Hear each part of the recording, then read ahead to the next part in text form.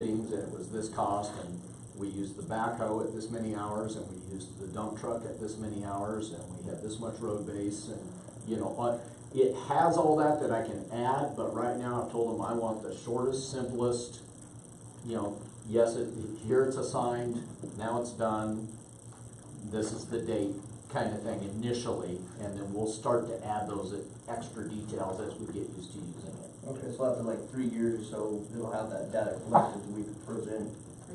Correct. Reports. Yeah, yeah. We'll see which we might be able to help with more capital funds. That is the theory, yes, and that's what I'm going for. How's your crew feel about it? I know change is difficult.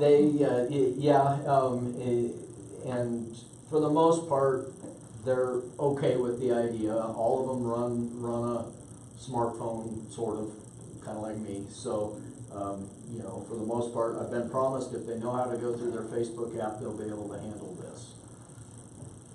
It's debatable on whether all of them know how to do Facebook or not, but we'll have some training and get that figured out.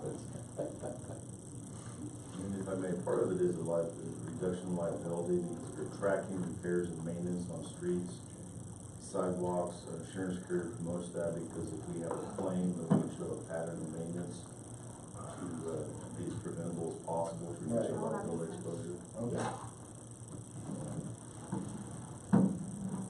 And if you're not utilizing it, we don't need to continue with it. Correct, yeah. The information is all exportable. That's one of the criteria that I had, was that I wanted to make sure any GPS data or anything like that we pull in is ours. And they kept telling me that, but it wasn't part of the agreement initially. But then I had them add that number one, they added that the fee won't go up unless we change the package. Mm-hmm. And number two, that the data is owned by the town. And I talked with several companies, including our engineering firm, and the way they export the data, we could take that data and just store it elsewhere to be pulled back in. And then all of the other systems that I looked at would be able to import that data as well. So it does come with unlimited users, so depending, we may be able to pull certain things in and have you know, Steve Butheris or whoever our engineering firm is be able to pull things up and look at them that way as well. Any other comments, questions, concerns? Nope. I make a motion. I make a motion to approve an agreement for services with iWorkU, system for the public works, facilities management, and water and sewer management software packages pending review by legal counsel for an annual subscription cost of $3,200 and authorize the mayor to execute the same. I have a motion and a second. Roll call, please, Mary. Nick Ralston. Aye. Spencer Brandon. Troy Blum. Aye. Larry Clark. Aye. Hope Morris. Yes. Harold Leggett. Aye. All right, motion carried. Thank you. Yeah. Thank you, David. Okay, agreement for services, JVA Incorporated. Mr. Ray. Thank you, Mrs. Mayor. On your agenda cover sheet, you essentially have two agreement for services, but it's one project, one scope, so it's hard to separate them. So I asked Mary to put them, she did put them on one proposal or one cover sheet. We've been in the weeds on this project. You've heard the presentations. Representatives from Growth Wind Technologies have been here. Over the past few months, JV has been here. Essentially what we're pursuing now is this pilot study we talked about for lunch now. Dave and I have had multiple conversations with Max, with Growth Wind Technologies, as well as Simon, primarily with JVA. So we have two separate agreements. First one, let me lay out the time frame that we're shooting for. With Growth Wind Technologies, upon approval of this agreement, they will order the RAP system. Or they're estimating that this is a modular system. They'll implement one to do the test pilot program. If this, at the end of the day, if it all works and we get permitted, we'll eventually need 7 more. This RAP system at a reduction rate of $390,000, and there'll be payments of 40% upon CDPHE approval, which is still several months away because they have to submit that application to the state. Another 40% upon installation or arrival, and then, the last 20% when it's fully operational and working properly. So that's gonna be 2020, basically. It could be this year, but we'll see. When I was talking to Kendra about that, by the way, Kendra couldn't make it tonight, so we have, please introduce yourself. Oh, sorry, Ruth Ann Goff, I'm here on behalf of County Carberry. So, I forget names, I apologize.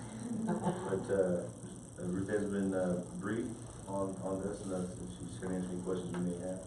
I'm summarizing as you well know. So the scope of services with, Grossman Technologies is to purchase and install with certain aspects that's outlined in the scope of services, what they're responsible for. And for the back of the agreement, which, was finalized today actually, because, this was, basically some legalese negotiations, because they're out of Iowa, and they have to follow our guidelines. They made several requests. They won't be called a professional contractor, just a contractor, stuff like that. The payment schedule we negotiated. The contractors also, besides the $390,000 wrap system, there's $5,000 in pumps, plumbing's another $5,000, grid tanks $12,000, flow meter $5,000. The town's responsible, and David was part of this conversation. We'd be responsible for the greenhouse, the foundation slab reservoir, and the utilities. So those numbers are outlined at $67,000, $60,000, $36,000. So you're still looking at a roughly $650,000 project, give or take, depending on contingency. And plus they're doing their own sample analysis, and this may cost $25,000. But David and his crew will do the daily or weekly collections of those samples, to my knowledge. So, again, I won't go into a lot of detail, but I want to make sure the board's fully aware that this contract basically falls in line with what we've been trying to pursue with them for the last couple of months. And then secondly, JVA as our consultant. To me, this is a continuation of what they've been doing since this last year. They did a utility plan update, we finished that. We did another agreement where they helped write that DOLA grant. And then help with the permitting process, the town representative with CDK2. So this would be a third one with JVA. And this basically is to oversee this pilot program, working with David, and making sure the town represented with the state. David, do you want to explain that any better than I can? Because I don't know the terminology with JVA and what they're trying to do here. Well, they're representing the town, but they're also working with Grosswind to make sure that Grosswind presents an approvable document to the state. So because they have done so many of these with the state, they will review and look over Grosswind's proposal, which they've already done a couple of drafts of the potential application to the state for the alternate technology application and for the pilot study application. So this one has to do with the pilot study. They're gonna send a draft within 2 to 3 weeks, I think, here to the state, get their comments back on that, so that if they need to fine tune anything, they have that ready to go for the actual official submission. But the official submission will have to have a site plan associated with it and some other engineering that JVA is gonna provide for Grosswind through this agreement with us, to make sure that like site location of this RAB unit is in a spot that we can, if things go right and it's planned properly, the goal is not to have to move it when we add the additional units to it.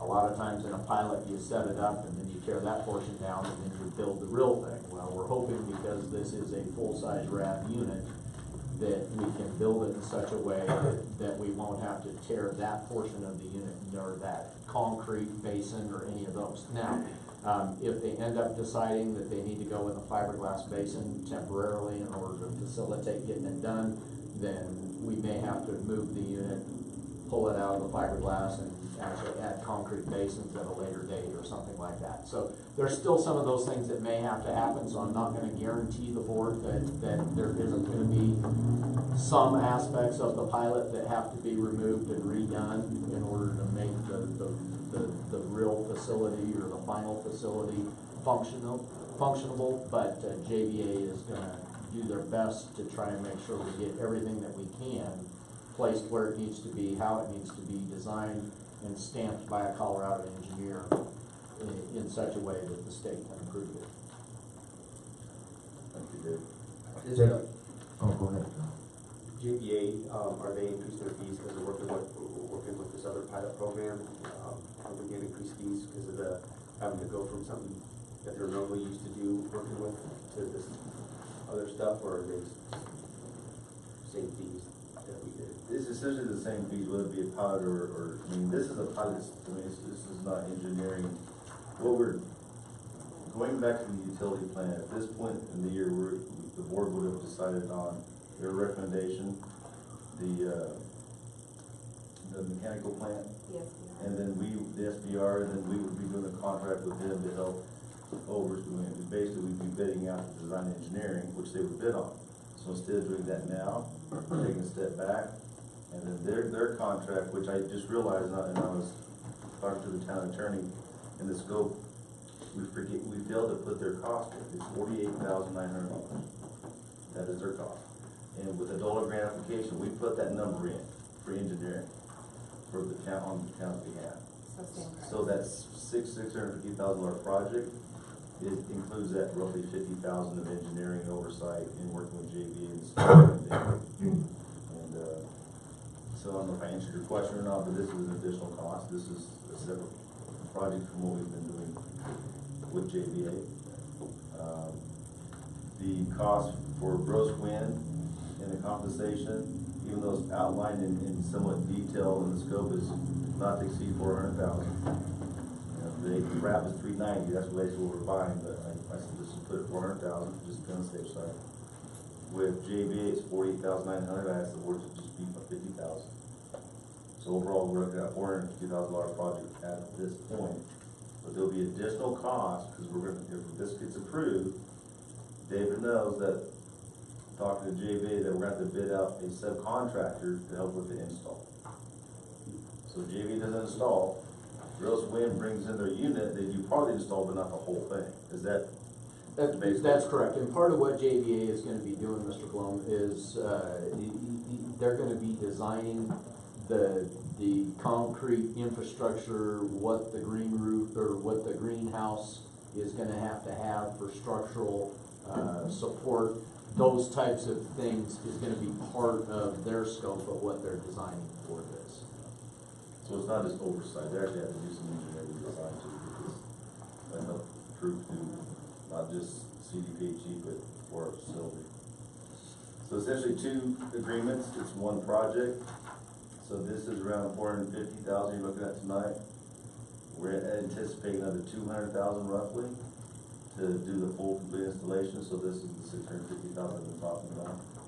Dave and I meet with Don Sandoval next Tuesday and his associate Robert Thompson with DOLA they're up here and talk to us about the grant application.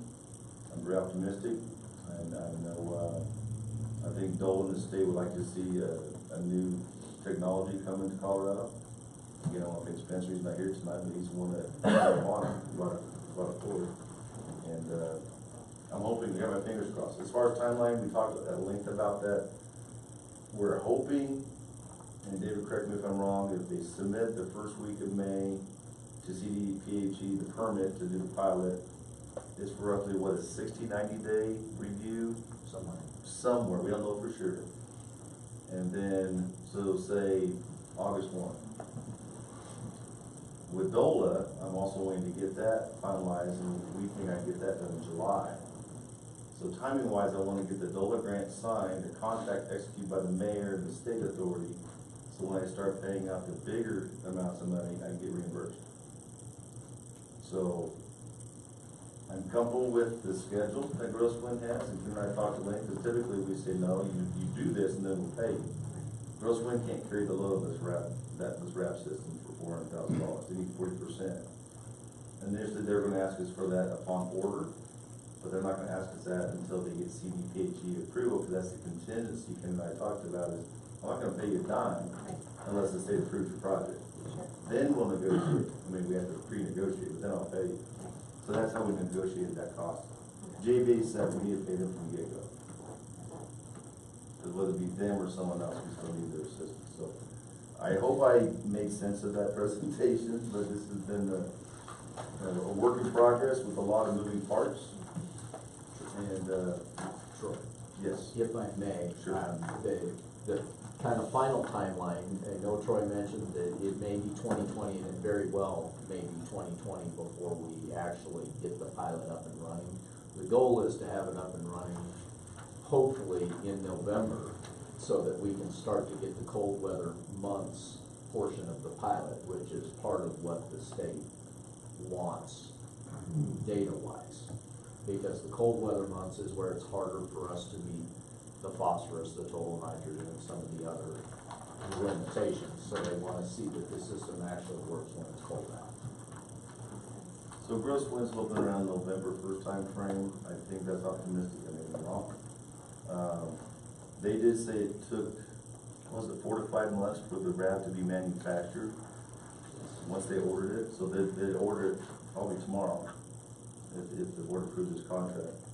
The second thing that we talked about with Simon from JVA, I need to mention this, is, again, these moving parts.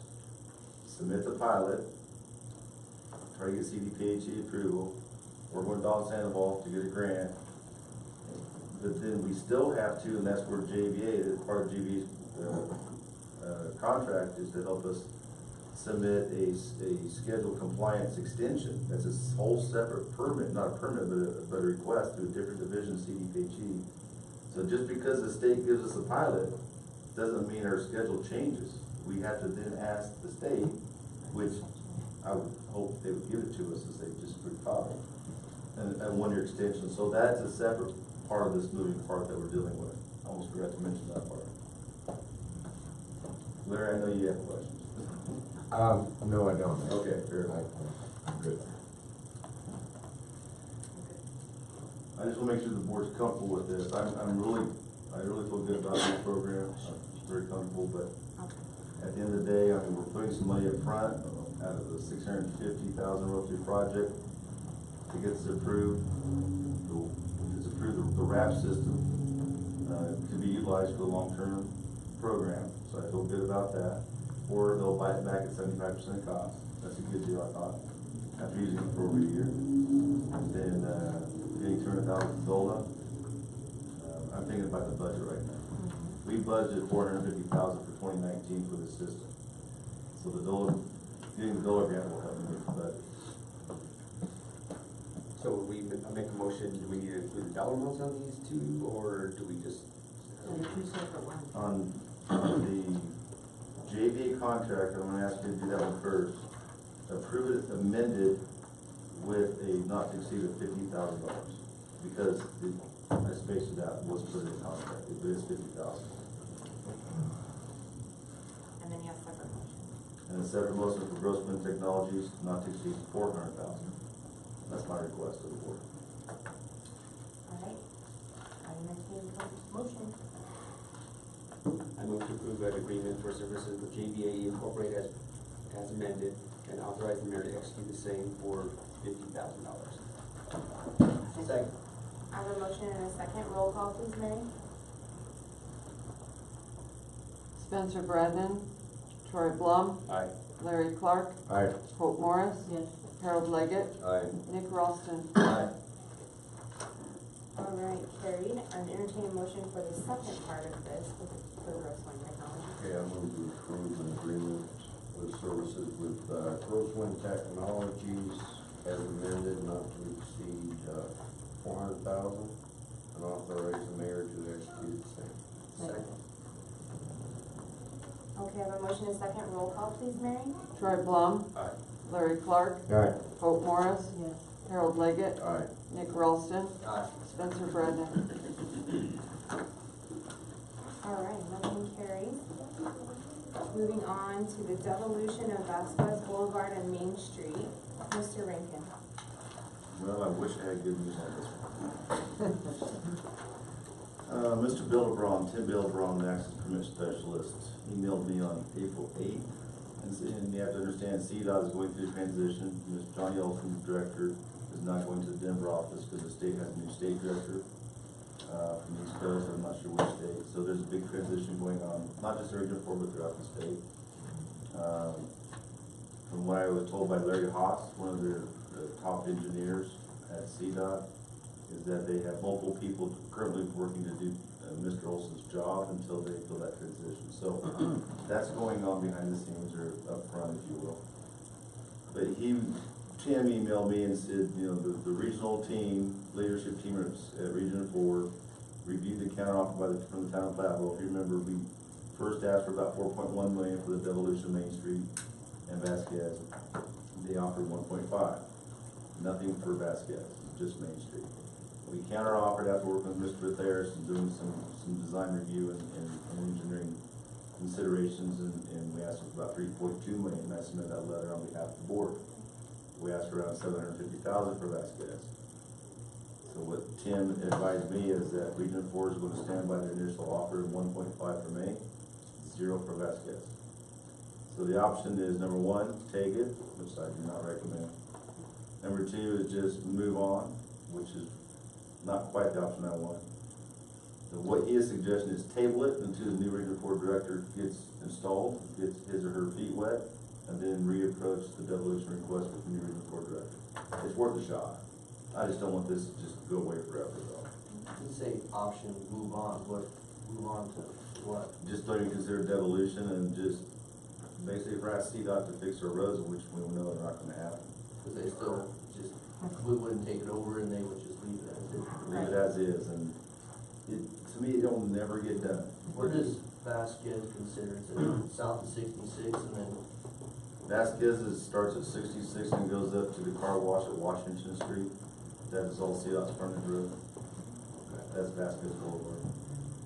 And then the Main Street portion was from the Business Loop connection by the Energy Park all the way to County 28. Oh, okay. All past Bella Vista, all the way to where it actually County 20. So that was about a 3-mile stretch. I really just wanted to 66 or to Bella Vista, but you can't chop it up. It was all or nothing. You know. What frustrates me though, and I'll go on the record for this, but CDOT approved a very similar devolution request for the city of Greeley for a 3-mile stretch for the old highway out to the airport for over $4 million in the last year and a half. It is what it is. So. Does the option exist to take one and not the other? In other words, take for instance, the Main Street offer and let them keep Vasquez? It crossed my mind, but I didn't take it seriously because when I talked to Steve Theris after this came back, he looked at Main Street alone. He said just to repave Main Street as is, not changing the crown or the elevation, nothing for storm drainage, curb and gutter, sidewalk, was still about $2 million. So it wasn't even worth splitting it up. I mean, I see where you're going with this, but 1.5 would barely get us to just repave it, but everything else that needs to be done is not gonna happen. Did he have an estimate for Vasquez as a separate? Yeah, about 750,000, because you don't have as much, hardly have any storm drain, you have curb and gutter, you have no sidewalk. So really, it was really just a repavement, a reconstruction, basically, if you will, new underlayment and new asphalt on top. And what gets me is in their Pell study they did a few years ago, the preliminary engineering linkage study that they're currently doing on Highway 66 in the Dr. Cog region. We're not included. I know Mayor has some heartache on that one. They looked at long-term basically improvements, and these improvements would be to close Vasquez at Grand and 34 and at 66 at the Everyday Store, where it would be a local frontage road only. You would not have direct access off of 85. And they would even either close the access to the Doubletree on Marion or make it a true right in, right out. You could not go northbound. And that's in their full-scale study for long-term improvements in 85. So my argument is if you're gonna close this anyway, why don't you give us the money now and just close it? Do the whole thing. Because if you try to go northbound at any time of day on this light, or on the frontage road by the liquor store, it's almost impossible sometimes because it doesn't change. In the evening for some reason, it doesn't change very quick. I've had so many calls and complaints. It's not so bad in the day, but at night it's really bad. So, but anyway, I'm venting a little bit, but You direct those complaints to the CDOT, right? Yeah, he'll give his cell phone number. Really? That way. well, earlier today in this room, They'll get annoyed with it. earlier today in this room, Larry Haas was here, and I really like Larry. He's a good man. He's a good engineer. But we're having they're starting it's called a TIMP group, which is a traffic incident management program or plan. And basically, it's the emergency management plan for 85. They had to deal with accidents, trail derailments, you name it. So that final plan will be done this next month. And we're talking about detours around Platteville if we had a major incident in Platteville. And the primary detour would be to basically from Fort Lupton go to 19 all the way up to 66 and then back to Platteville at the light. And I said, that's a terrible idea, especially when school's on. And the new assistant director of emergency management from Wall County said, I agree, because I drive 66 every day. So we both looked at Larry Haas and said, if you can improve that stretch of road, we'd greatly appreciate it, which is an inside joke because I've been on Larry for a long time about that. They put the temporary signal in, but I mean, there's a full design plan for widening that intersection, turning lanes, a permanent light, a raised median, but We don't have enough voters. but I need $200,000 to finish that design, and I don't think the town of Platteville should pay for it. I think CDOT should pay for it. And the estimate of building that out a year and a half ago was over $4 million. You're talking at 19 and 66. I'm just talking that 2.5 block stretch from Division to 85. Okay. Yep, just that section right there. So, but anyway, I went off around the circle there, and I apologize, but No. my recommendation is we Relevant. really don't take any action tonight. I just told Tim, I said, I talked to you, but I'm thinking we'll just hold off until the new director gets in the seat and try again. You never know. Does he have a timeline what that new director's gonna be? I have not been told anything set in stone. I mean, I've asked several people from CDOT, they don't even want to guess at me that. They have no idea. So, but that's all I have. This is an update from, we started this over a year ago, so that's where we're at on that one. So that's all I have on the devolution at this time. Okay. Thank you. So we wanna make motions to table it to a later date? We don't need to make a motion. I don't know, you make a motion. No, if you wanted to take action for me to just say, forget it and just move on, but otherwise, what's on the table is just keep working with them when the time comes. Yeah, we'll just leave it be. If everybody's okay with that. Okay, thank you. Moving on to reports. Chief Dwyer. Thank you, Mrs. Mayor. Our new officer is on night shift right now. He's working out well. With any luck, I'll be going back on a regular rotation mid next month. He should be out on his own. So that's what we're shooting for as of now. Everyone sees that we're selling our car sitting out there. There's a lot of inquiries, so I'm sure that we'll sell it once we have some offers in there. Other than that, nothing to add other than what I have written in my report. I'm happy to answer questions.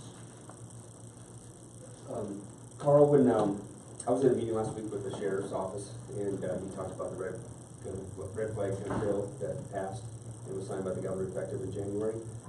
Then he was talking about, he's been on the media a lot about it, and where he stands with it, based on its unconstitutionality, and, he said that he's gonna, if he gets a case presented to him and his deputies, that he's not gonna, enforce that he would, call the individual, let them know that they have a pending case against them on red flag gun law.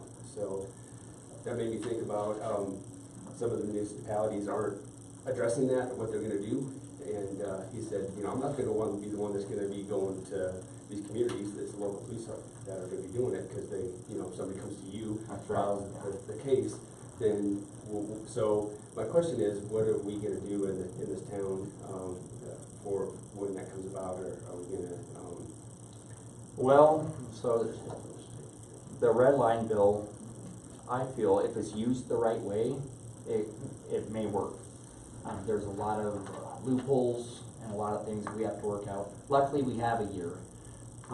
This won't go into effect at the beginning of next year. So we have some time to iron some stuff out, including where will we house these rifles, these handguns. And luckily we don't have a whole lot here. Even right now, if we show up to a house of someone who's suicidal, and if they have a handgun on them, for example, that handgun will be removed and stuck here in safekeeping until they or somebody else can arrive here at a later time. But there's for sure some items that have to be ironed out, and I'm happy we have some time to. But rest assured that if somebody wants to hurt themselves or someone else, we're not going to leave them, or us, the liability, we're not going to leave that open, and we'll ensure the safety of them and those around them. But like I said, there's some hard spots here, including if they reside, if they're a renter. A lot of people live with someone now, and if there's handguns in the residence, for example, and they're owned by the landlord, but not the renter, and then where are we going to house these guns once here? And they are allowed to seize them for a year. So where are we going to house these for an entire year? But I think safety is number one, and to ensure the safety of the individual who wants to hurt themselves or those around them is key. And but I know that Sheriff Reams has been on the social media, and I share a lot of his insight, but I guess I have some stuff to work out here with so we Mr. don't Rankin. understand on yet which way legally that we're gonna handle this, when we. Well, I would hope that we follow the law, number one. All about due process, you're getting accused of something without being. You just said that if someone's gonna commit suicide, they're gonna take the guns where they're doing it now. What's Well, the that's difference? not the red, that's not. We're We can have a early, study session and discuss this Okay, at a later date. and it is a hot topic, and It's very hot. people ask me about it. I mean, we enforce the law, we also took an oath to support the Constitution of the United States. So there's some conflict with this. The mayor and I talked a couple times about a lot could happen in the next 8-9 months. There could be a ballot measure in November. There could be other things, involving this legislation, so we're not there yet. And what Carl was pointing out, and I mean, in my background, as you well know, in law enforcement, people may think this red flag bill is a one-size-fits-all. It's not. As Carl indicated, even in my experience, law enforcement has taken guns out of homes for many, many years, based upon the situation. This one is too much gray area in what that situation deems to justify taking that weapon. That's what we have to work out. We do. I've taken a lot of weapons, put them in safekeeping until, things calm down, the doctor signs off, this individual is not willing to harm himself, blah, blah, blah. And I've had the legal right to do so. So I'm not saying I support it or don't support it. I need to understand this a little more, because right now it's a little bit gray. Well, and there's gonna be lawsuits, and it's gonna go through a lot of changes, I think, before it comes into effect. Well, I know right now that, he was saying that until the law takes effect in January, there can't be any lawsuits, because there's nothing that's happened yet. Right. So, I think we need to develop, working with legal counsel and working with local law enforcement, looking at, the local policy. We're not there yet, though. We need to really think this through to make sure that we abide by the law, but also support our Constitution. And it's gonna be tricky on this one. It really is. yeah, because we could have an individual file a lawsuit against us because constitutionally we took his weapons away from him. Well, if you look at the law, I mean, it's a bad example, but you have a constitutional right for freedom of speech. But there's certain violations of that where you can get arrested for it. Right. So I wanna look at it in a broad scope before we bring it back down to how do we actually enforce this. And then Chief and I'll I, just buy the chief of your safe. that what you meant? Well, I know there's only projecting like 177 cases per year, you know, but still that's a lot, and it could be, you know, some of it could be abused too, you know, and it could be anybody, you know, I don't agree with this guy politically, and they can say, I want that guy's, you know, so. We've all heard stories where, whether it be a school shooting or a homicide or whatever, where there was these basically indicators, I don't want to use the word red flag, but that's the name of the bill, indicators that a background check wasn't done, or somebody heard something, or this guy made numerous threats before, but no action was taken. I think that may be the intent, I don't know for sure, that when those things happen, you need to act upon instead of ignoring it. Prevent those things from happening. Are we gonna be perfect? Absolutely not. Absolutely not. So, my concern is innocent people who just want to uphold a constitutional right, and somebody makes a false claim on them, we take their weapons. I don't want to ever do that. So we have to work out the details yet on how it's false. We'll definitely continue Yeah. this later on in this year. We will, as a board, sit down and have a study session and make a decision. I think the chief and I need to get us more information to discuss with the board first. Yes. So, sorry, Carl, I didn't mean to jump on that. And I just didn't know if it's been part of your mindset, thinking about. Oh, yeah, you know, what ifs and when it's that for could sure a be topic affected. of conversation. There's just a lot happening, a lot has to be ironed out, I think, on many levels. But everyone should rest assured knowing that, right now, we need to make sure that we are safe, and he or she is safe, and those around them are safe. And that's what we're gonna make sure right now until we move ahead with everything, is the safety of everybody involved. So. I just let the emotions calm down for this. Alright, so it was just half of our meeting last week, we talked about it and stuff, you know, because he's been passionate about it, and still a lot of people in our group, so. By all means. Any other questions for Carl or Chief? I have a question, Chief. Sure. So if you're gonna be back on a regular schedule mid-next month, Yes, hopefully. I haven't asked to have you help us start the public safety committee yet, because you're doing a lot already. So are you comfortable with maybe doing that towards the end of May? Sure, whenever you're ready. Okay, perfect. Thank you. Anything else? All right, moving on to Mr. Brand. Thank you, Chief. Well, thank you, Mrs. Mayor. I have two small items to add to what's already written. Under the buildings and grounds, as far as the work progressing over at the community center, we ended up having to change our option. We were originally thinking we'd go with a epoxy flooring over there. Due to some moisture content under the slab and through the slab, we wouldn't have been able to warranty the epoxy, and they were afraid that we actually would have it delaminate from the concrete after we put it down. So we found a product. We're going to go to, it's not a VCT, but it is a tile type product that's going in. It's got a 3,000 pound PSI impact. It's used in industrial flooring situations, schools, commercial businesses. The most recent place that these folks had put it in was over at the FAA Center in Longmont. And they've had really good luck with it, but it will allow us to be into the high 90s percentile-wise. They can put a sealant down over the concrete and then put the adhesive down in the and then the tile. And so we did make that change since we visited 2 weeks ago about initially doing this. That did add some to the cost, so I appreciate the fact that the board gave us the additional just in case money that was there. We did go ahead and get the new heating and air conditioning units have already been installed. They're up and functioning over there, and once all the construction dust is done, they'll come back in and clean all the ducts and get that all cleaned up and taken care of for us. And then as soon as the new ceiling, the acoustic ceiling and the lowered ceiling is put in, or the framework for that is installed, then the HVAC guys will come back in and put the new heating ducts and drop those all down from the existing to that. So that's the only significant change since we visited a couple weeks ago.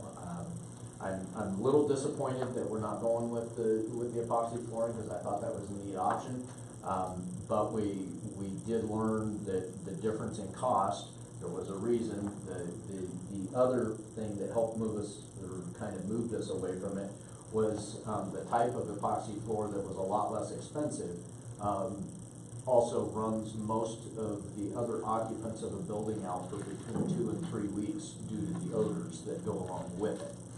And we couldn't do that to the seniors and to the other folks that are using the building right now, because we've got a 2 to 3 day window where we can have them out of there while they're midweek, while we're doing some of the stuff, but we didn't have a 3-week window of opportunity to have them no longer in the building. That's the process we're headed towards there. And then under miscellaneous, I had mentioned, I think Mr. Rankin had mentioned last meeting that Public Works had lost an employee. Greg Burbach had turned in his resignation after he was a week and a half shy of 8 years with the town. Went to, he's starting his own business, and we wish him the best in that.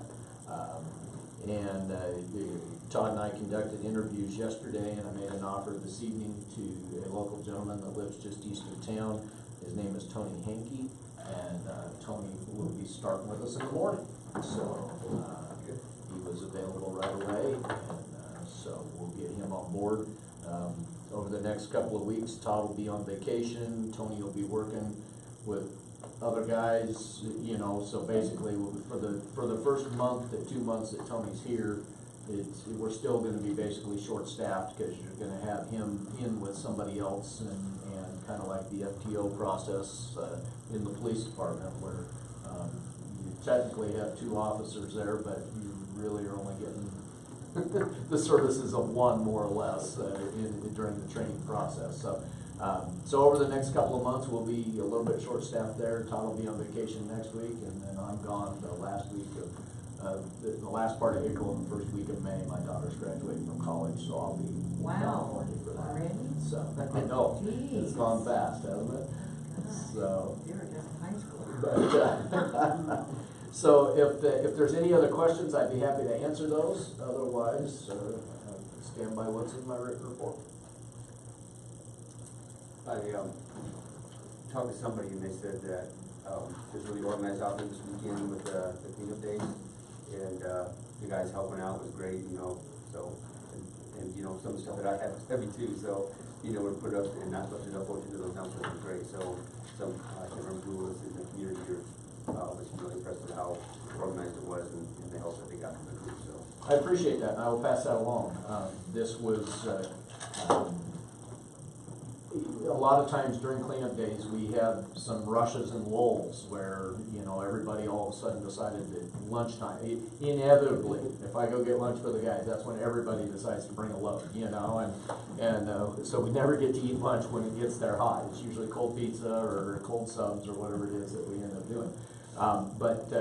Saturday, every one of the guys commented that Saturday, we never had more than about 3 minutes between any vehicles coming in. And it was just steady from the time we opened the gate Saturday morning with a little bit of snow on the ground until the time we closed the gate a few minutes after, when certain individuals showed up.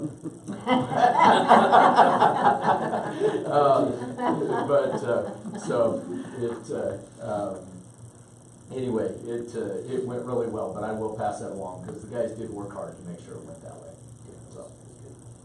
How many roll-ups do we get rid of? You know, I don't have the final count, Troy.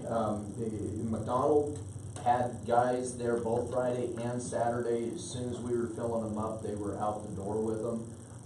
And then as we were finishing up on Saturday, they started loading up our empties and taking them, because they were already they were short at some other facilities, so they were ready to get them out of there. I think we were at least 15 units, I think, that we hauled out of there. We hauled 3 or 4 on Friday. So, good. three metal bins, that were hauled out. And people really didn't complain about doubling the cost to find. I didn't get one complaint. I tried to use David's name, but it didn't work. That usually gets you doubled on top of it.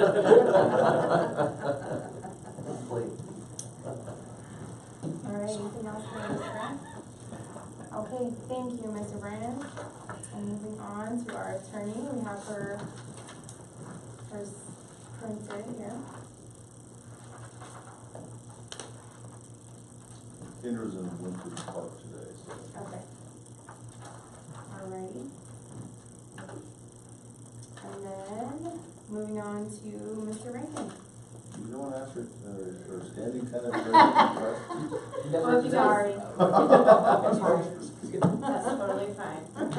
Good morning, or good morning, see, I don't even know what time it is. Good evening, I have reviewed Kendra's report, she apologized for not having it in the packet, but if going over it, you guys have any questions, I'll try to answer them to the best of my ability. Otherwise, if it's something that I need to pass along to Kendra, then I will do so, and we'll get a response to you as soon as we can. The only thing I'll add to that is Kendra, this last time the CEC solar from a couple years ago. She and I had long conversations, they started billing me a year ago, I just ignored. And we've had conversations, it's like, well, it wasn't assigned to anybody else, but apparently now they're going to assign it, but they want us to pay for everything retro, which is over $13,000, and I told him, I said, I cannot prove that we've received any benefit, any reduction in utilities, any cost savings whatsoever. I've looked at all our bills the last 2 years in our utilities, I don't see it anywhere. Because typically, like with the library, because they have solar panels, they'll have their bill, they'll not have their rebate, and what they actually owe. That's typically what, it shows on your bill. Oh my God. And I've never seen anything, so we're gonna continue this conversation, I will with the town attorney, to see, if we can just avoid this and just move on. I mean, and it happens, but I don't know. Yeah, and she did want me to pass along that, we are in the process of drafting a letter. I am not doing it, one of my colleagues is, but, they are working on that, so once that's all finalized, they'll obviously pass that along to you. Perfect. All right. Any other questions from Ms. Ruth? Okay, Mr. Rankin. A few things, fairly short report this time, I apologize, but checking on our 3 new Cobra street lights, they're not installed yet, but Pete from Excel said by Friday they should be, we'll see, they're close to being done. Safeville, I mentioned, I had a text today, several from Spencer.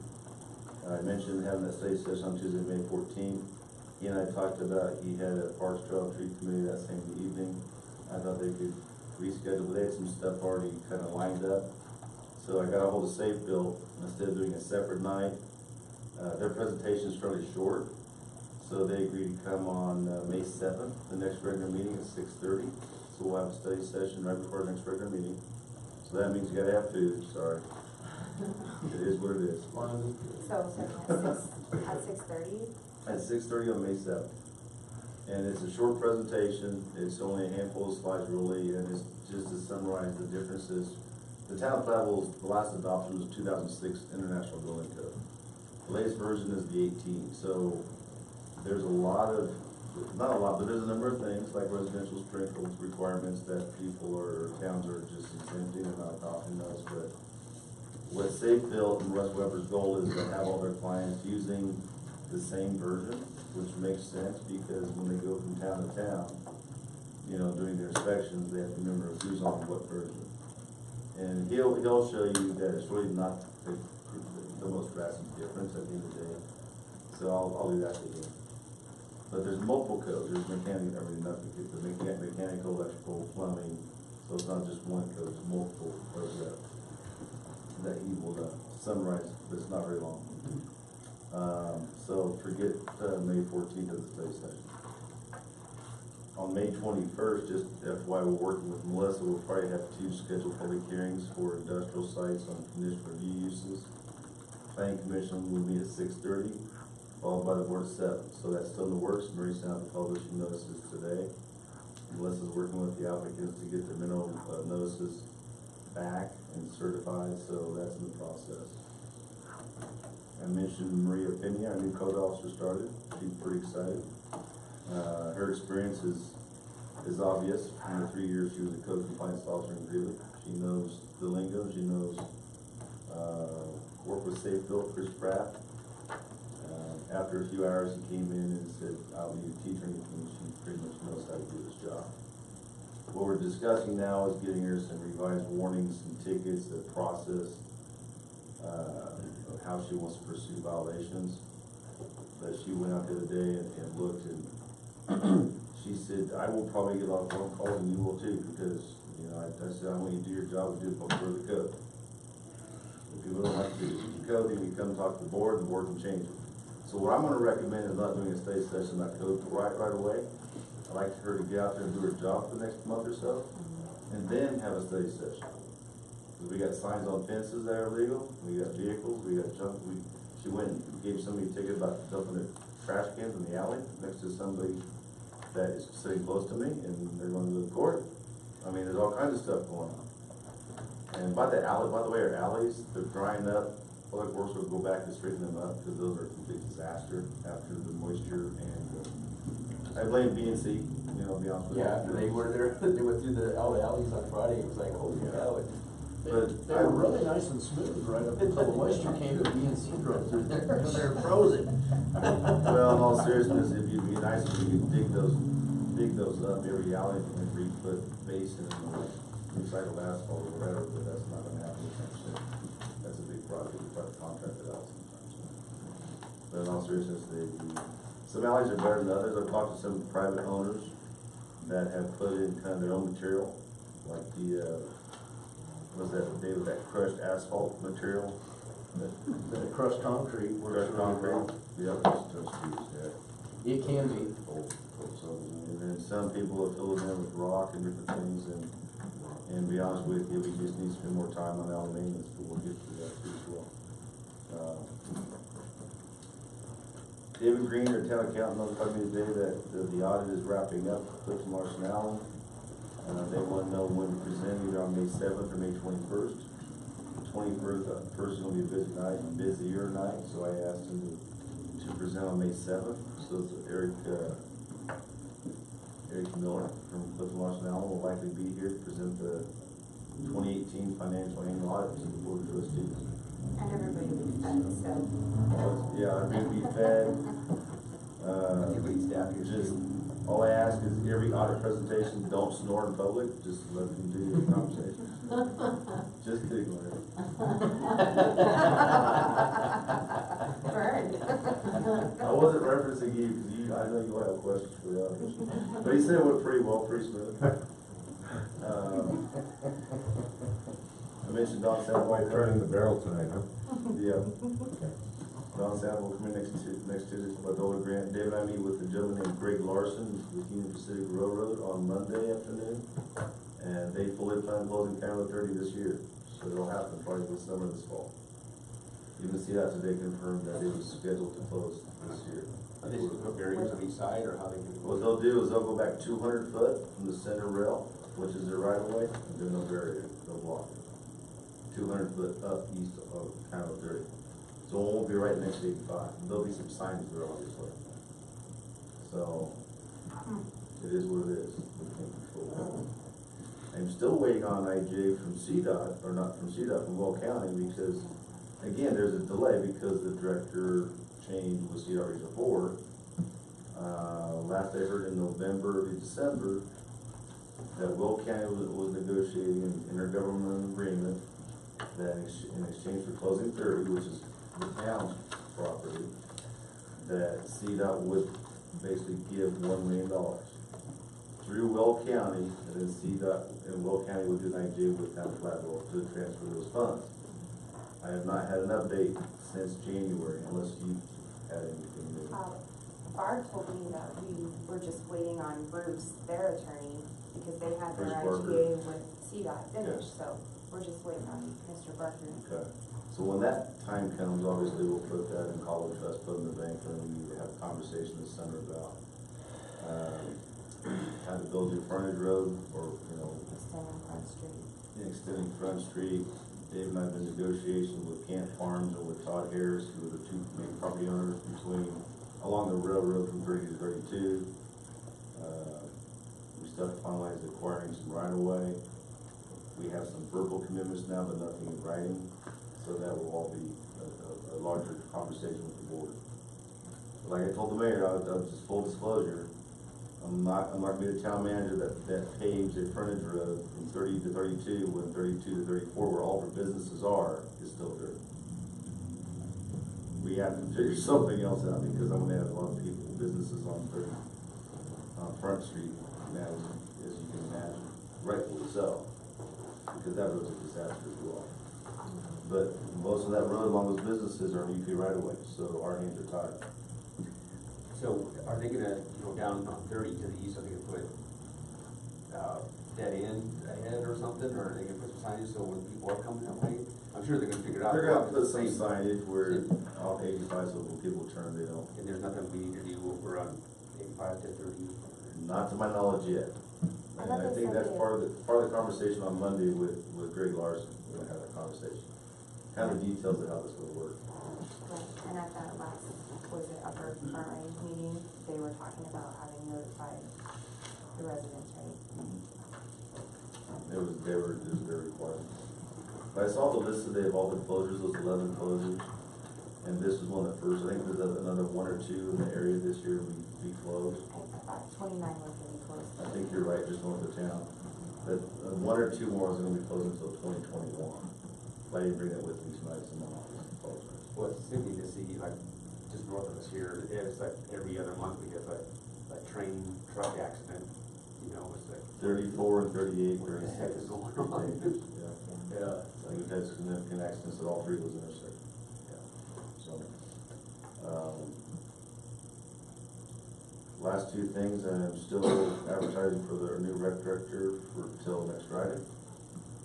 Mary has been monitoring those through Indeed, I think primarily. Mary, is that what it is? Most of them are coming through Indeed. I'm getting some kind of hand delivered through the mail, but probably well over 100, what you say, have come through in general, and then she gives me the ones that at least some way meet the job description, that have the background, the education. I looked at them yesterday. I have about 40 in my office, and right now I have 10, maybe 12 that I'm looking at contacting, but of course I'm gonna wait another week. But right now my goal is, just so you know, is to pull out the best 10, 12 baseball qualifications on paper, and then have that reviewed by a selection committee, and it's gonna be a thorough process, okay? Not that it's any different than any other department head, but this position has more face-to-face with this community, as you will know, than probably myself and David, Carl, and Mary all put together, because they deal with our youth on a daily basis. That's just life. And our seniors. And then oversee the senior program.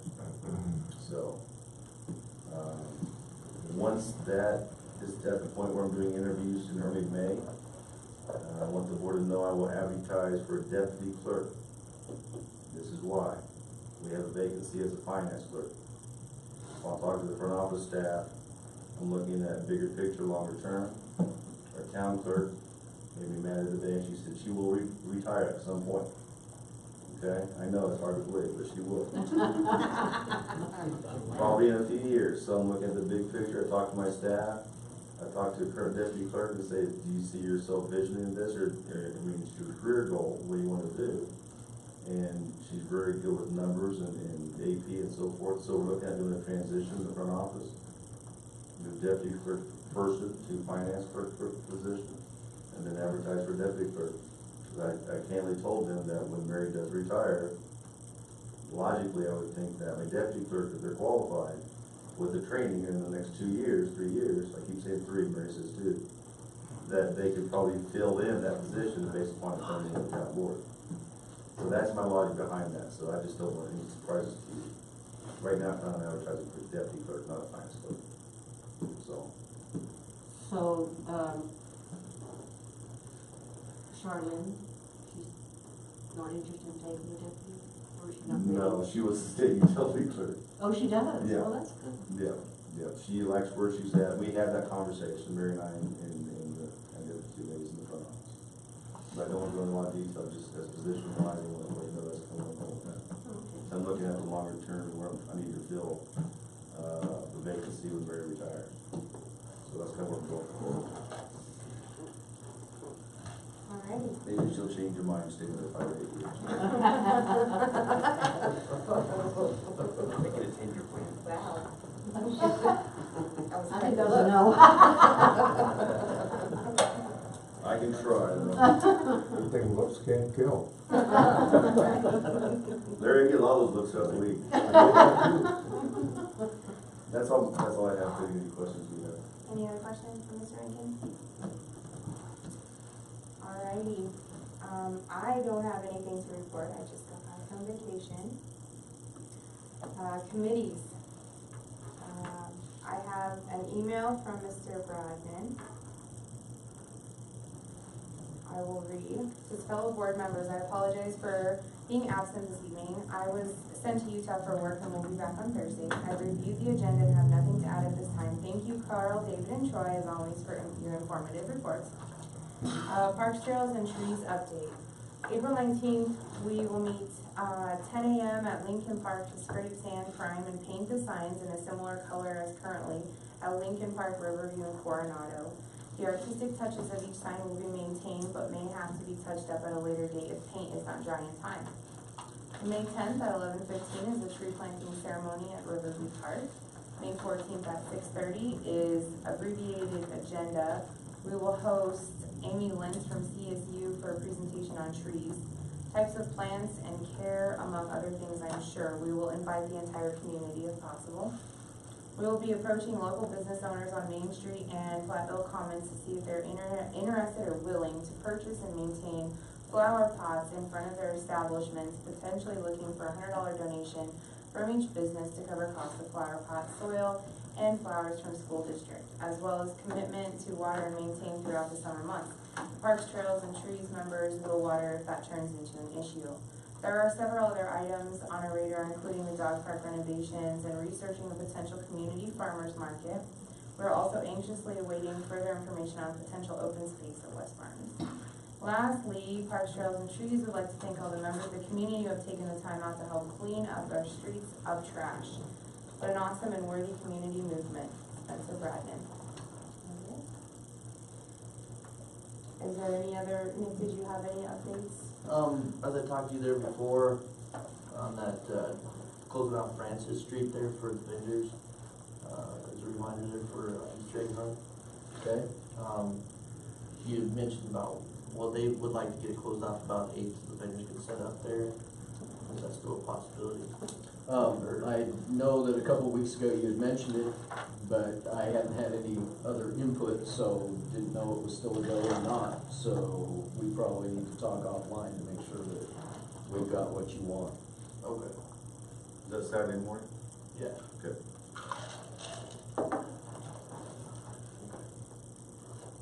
That's the only thing I had there coming up there, just that. So Yeah. I apologize not getting back to you there, been busy at work. Yeah, I get it.